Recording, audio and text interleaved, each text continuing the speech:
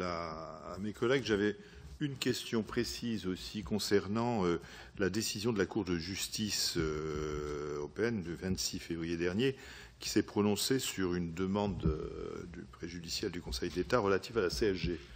Savoir est-ce que la CSG était un impôt ou une contribution sociale. Bon, et c'est évidemment très différent parce que ça permet de décider que des rentes viagères à titre onéreux de source néerlandaise déjà imposées aux Pays-Bas ne devraient pas l'être, ne devraient pas être soumises à contribution sociale ici en France. Alors est-ce que quelles sont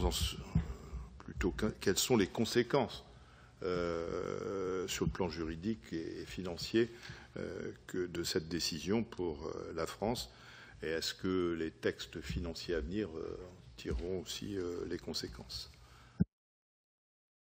L'arrêt de Ruyter, parce que je crois que c'est ce dont il s'agit, ne nous a pas complètement échappé. Il était attendu et il était consécutif à une demande du Conseil d'État.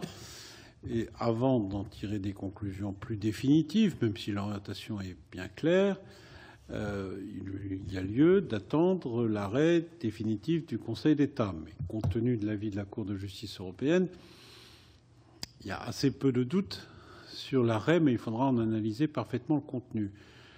Je ne voudrais pas que cette affaire soit mal interprétée. Il ne s'agit pas d'une conséquence des décisions de 2012. Contrairement à ce que j'entends ou ce que je lis parfois.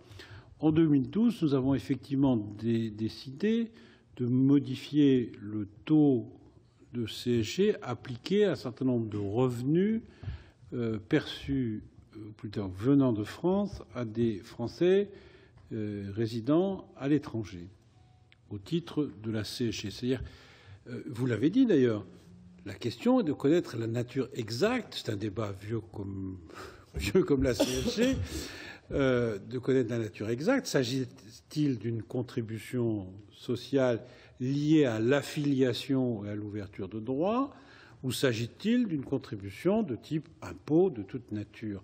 En France, nous avons eu déjà des jurisprudences et des analyses et du Conseil constitutionnel et d'autres acteurs spécialistes et juristes de tout poil. La Cour de justice semble lier le fait que l'assujettissement à la CSG devrait être lié à une affiliation à un régime de sécurité sociale. Bon. Mais ce n'est pas la modification législative que ce gouvernement, en tout cas cette majorité, a décidé à la fin de l'année 2012, je crois, ou dans une loi de finances rectificative de 2012, qui a provoqué cette nouvelle appréciation, voilà, suite à des procédures qui ont été engagées, et chacun défend, bien entendu, sa lecture du droit. Je le dis parce que ce procès qui est fait à ce... C'était pas ma question. Non, mais Monsieur le Président, mais j'ai eu l'occasion à l'Assemblée nationale d'être assez vivement interpellé, et par des députés représentant les Français de l'étranger, plusieurs d'ailleurs, que je peux citer sans animosité, Frédéric Lefebvre, mais aussi Claudine Schmitt, sur ce sujet, qui à chaque fois disaient, mais vous voyez, c'est parce qu'en 2012 vous avez fait ça qu'aujourd'hui vous avez... Non, le sujet, il est bien là, et c'est celui que vous avez objectivement et parfaitement décrit. De combien d'argent s'agit-il? De beaucoup. Voilà. Alors, j'ai l'habitude, quand on me dit ça, de dire, mais je ne sais pas ce que ça veut dire, beaucoup. J'étais prof de maths. Hein. Donc,